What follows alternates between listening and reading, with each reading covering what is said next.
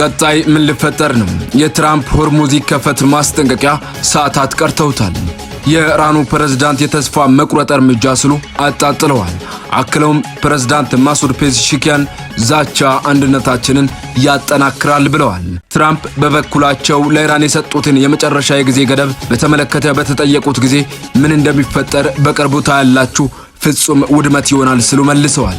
የአሜሪካና የዩናይትድ ኪንግደም መሪዎች የሆርሙዝ ወሽመጥ መከፈት አስፈላጊነት ላይ መስማማታቸው ተገልጿል። የአሜሪካው ፕሬዝዳንት ዶናልድ ትራምፕና የዩናይትድ ኪንግደም ጠቅላይ ሚኒስትር ኬር ስታርመር ስለ መካከለኛው ምስራቅ ግጭት በስልክ በተነጋገሩበት ወቅት በኢራን ስለተዘጋው የሆርሙዝ ወሽመጥ መከፈት አስፈላጊነት ተወያይተዋል። የሰሜን ኮሪያው መሪ ኪም ጆንግ ኡን በአገሪቱ ከፍተኛ የስልጣን አካል በሆነም የህዝብ ጠቅላይ ጉባኤ አማካይነት ለተጨማሪ 5 ዓመታት የአገሪቱ የመንግስት ጉዳዮች ምክር ቤት ፕሬዝዳንት ሆነው በድጋሚ ተመርጠዋል። ውድ የትኩስ ኢንተርቴይንመንት ቤተሰቦች ለሳቱ ያስኳቸውን መረጃዎች በዝርዝር ባጭሩ አስደምጣችኋለሁ። በየሳቱ የሚለቀቁ መረጃዎች ወደ እናንተ በፍጥነት እንዲደርሱ ሰብስክራይብ በማድረግ እስከ መጨረሻው አብራችሁን ቆዩ። በቅድሚያም የኢራን ፕሬዝዳንት ማሱድ ፔዜሽኪያን ዛቻ አንድነታችንን ያጠናክረዋል አሉ። የአሜሪካው ፕሬዝዳንት ዶናልድ ትራምፕ ኢራን የሆርሙዝ ወሽመጥን በ48 ሰዓት ውስጥ የማትከፍት ከሆነ የኃይል ማመንጫዎቿን እንደሚያወድሙ መዛታቸውን ተከትሎ የኢራኑ ፕሬዝዳንት ማሱድ ፔዜሽኪያን ዛቻና ሽብር የሚያጠናክሩት አንድነታችንን ብቻ ነው ብለዋል። ፕሬዝዳንት ትራምፕ በኢራን የተዘጋው ወሳኙ የባህር መተላለፊያ እንዲከፈት የሰጡት ማስጠንቀቂያ ከ24 ሰዓት ያነሰ ጊዜ ቢቀረውም ከቴህራን በኩል መለሳለስ አልታየም። የኢራን ፓርላማ አፈ ጉባኤ መሐመድ ባገር ጋልባፊ ሀገሪቱ የኃይል ማመንጫዎች ጥቃት የሚፈጸምባቸው ከሆነ በቀጠናው የሚገኙ ወሳኝ መሰረተ ልማቶች፣ የኤነርጂና የነዳጅ ዘይት ተቋማት እንደ ህጋዊ ኢላማዎች ይቆጠራሉ ብለዋል። የኢራኑ ፕሬዝዳንት ፔዜሽኪያንም በኤክስ ገጻቸው ባሰፈሩት ጽሑፍ የሆርሙዝ ወሽመጥ መሬታችንን ከሚደፍሩት በስተቀር ለሁሉም ክፍት ነው ብለዋል። የአሜሪካን ዛቻ ኢራንን ከካርታው ላይ የማጥፋት ቅዠት ስሉ የጠሩት ፕሬዝዳንቱ ይህ ማስፈራሪያ ታሪክ ሰሪ ከሆነ የህዝብ ፈቃድ ተቃራኒ የሆነ ተስፋ መቁረጥን ያሳያል ብለዋል። ፔዜሽኪያን አክለውም የማይረቡ ዛቻዎችን ጦር ሜዳ ላይ በጽናት እንመለከታለን በማለት ጽፈዋል።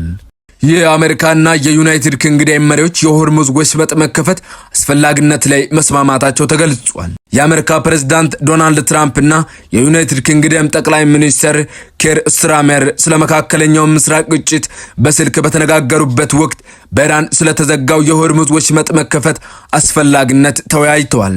ከ3 ሳምንት በፊት ጦርነት የተከፈተባት ኢራን በርካታ መርከቦችን የሚያስተናግዱ የዓለም የባህር መተላለፊያዎች አንዱ የሆነውን ሆርሙዝ ወሽመጥን ዘግታለች።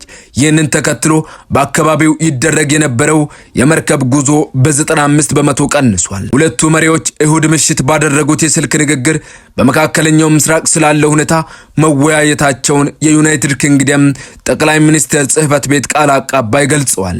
በተለይም ለዓለም የመርከብን ጉዞ ለማስጀመር የሆርሙዝ ወሽመጥ መከፈትን አስፈላጊነት እንደተነጋገሩ አስረድተዋል።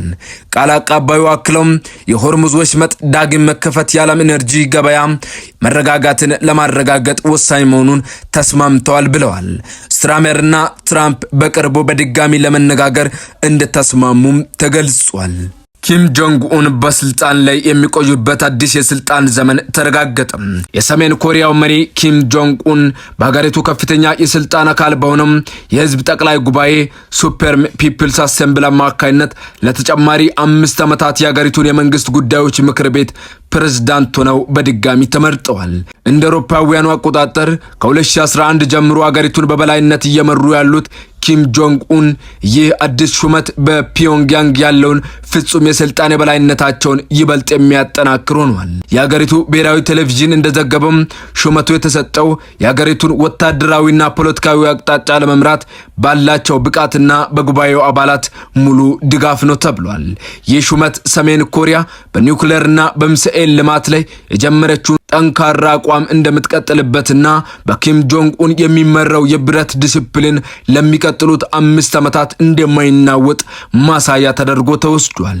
በዓለማችን እጅግ ምስጢራዊ በሆነችው ሰሜን ኮሪያ ውስጥ የኪም ጆንግ ኡን ዳግም መመረጥ የሚጠበቅ ቢሆንም አሁን ባለው ዓለም አቀፍ የጦርነት ውጥረትና የጂኦፖለቲካ ትኩሳት ወቅት መከሰቱ የቀጠናውን ጸጥታ ይበልጥ ስሜታዊ ያደርገዋል።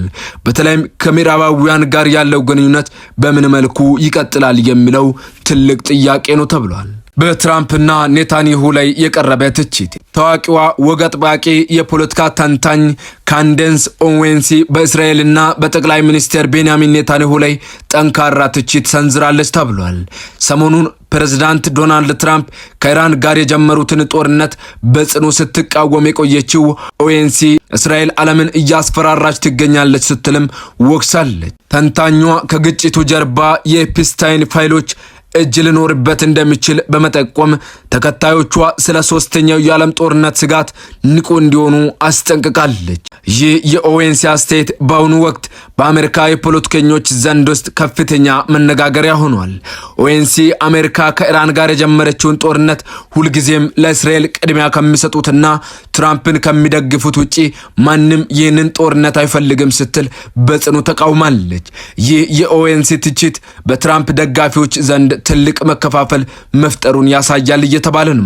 ኦዌንሲ ቀደም ሲል የትራምፕ የቅርብ ደጋፊ የነበረች ቢሆንም አሁን ላይ ግን በኢራን ጦርነት ምክንያት ያስተዳደሩን የውጭ ፖሊሲ በግልጽ እየተቃወመች ትገኛለች። ኦዌንሲ በኤክስ ማህበራዊ ገጿ ላይ ትራምፕ በጦርነቱ በከፍተኛ ሁኔታ እየተሸነፉ ነው ብላለች። በተጨማሪም የትራምፕ ደጋፊዎች ይህንን ጦርነት እንደሚፈልጉት በማስመሰል ትራምፕን የበለጠ ለማታለል እየሞከሩ ነው ስትል ጽፋለች።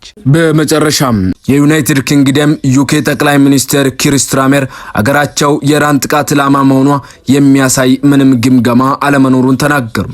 ጠቅላይ ሚኒስትሩ ይህንን የተናገሩት የእስራኤል መከላከያ ሰራዊት ቅዳሜ ዕለት ባሰራጨው መረጃ የኢራን ሚሳኤሎች ለንደን፣ ፓሪስና በርሊን ይደርሳሉ ካለ በኋላ ነው። ኢራን የምታስወነጭፈው ሚሳኤል ለንደን ለመድረስ ከ4300 ኪሎ ሜትር በላይ መጓዝ ይኖርበታል ተብሏል። የእስራኤል ጦር በኤክስ ገጽ ይህንን ያለው ኢራን 2 ባላስቲክ ሚሳኤሎችን ወደ የአሜሪካና የዩናይትድ ኪንግደም የጋራ ወታደራዊ ሰፈር ዴጊዮ ጋርሺያ ማስወንጨፏን ተከትሎ ነው። ከኢራን ደቡባዊ የባህር ዳርቻ 3800 ኪሎ ሜትር ገደማ ወደ አሜሪካው ጦር ሰፈር የተወነጨፉት ሚሳኤሎች ኢላማቸውን አልመቱም። ዛሬ በሰጡት መግለጫ ላይ የኢራን ሚሳኤሎች የሚጓዙት ርቀት የዩናይትድ ኪንግደም ይደርስ እንደሆነ የተጠየቁት ጠቅላይ ሚኒስትር ስታርመር መንግስታቸው የዜጎችን ደህንነት ለማስጠበቅ ሁሌም ግምገማ እንደሚያካሄድ ገልጸዋል። በዚህ ረገድ በኢራን ኢላማ እየተደረገን እንደሆነ የሚያሳይ ጭራሽ ምንም ግምገማ የለም ብለዋል። በመካከለኛው ምስራቅ ያለውን ጦርነት ማርገብ እንደሚገባ የጠቀሱት ስታርመር ወደ ጦርነቱ ተስበው ሳይገቡ የብሪታንያ ጥቅሞችና ዜጎችን መከላከል ወሳኝ ጉዳይ መሆኑን ገልጸዋል። የተወደዳችሁ የትኩስ ኢንተርቴይንመንት ቤተሰቦች ለሰዓቱ ያስኳቸው አጫጭር መረጃዎች እስካሁኑ ናቸው። በቀጣይ በሌላ መረጃዎች